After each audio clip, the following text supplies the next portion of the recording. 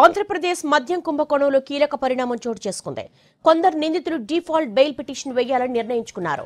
90 రోజుల judicial custody ముగియడంతో default bail పిటిషన్లు దాఖలు చేయాలనే నిర్ణయం తీసుకున్నారు. ఈ కేసులో A33గా ఉన్న auditor Balaji Govindappa default bail petition ఇవాళ వేయనున్నాడు. లిక్కర్ స్కామ్ కేసులో 7 నిందితులు 100 రోజులకు పైగా జైల్లో ఉన్నారు.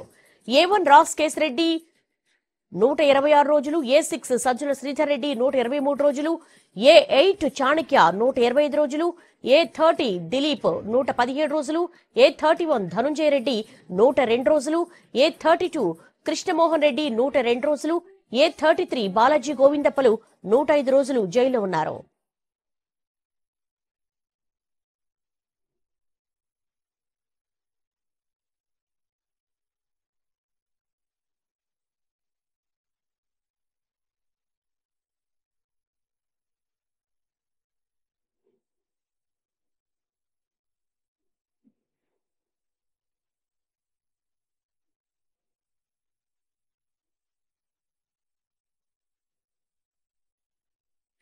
ఆంధ్రప్రదేశ్ మద్యం కుంభకోణంలో కీలక పరిణామం చోటు చేసుకుంది.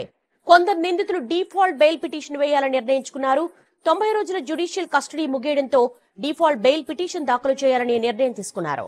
ఈ కేసులో A33గా ఉన్న auditor Balaji default bail petition ఇవాళ వేయనున్నాడు. లిక్కర్ స్కామ్ కేసులో 7 నిందితులు 100 రోజులకు పైగా జైల్లో ఉన్నారు.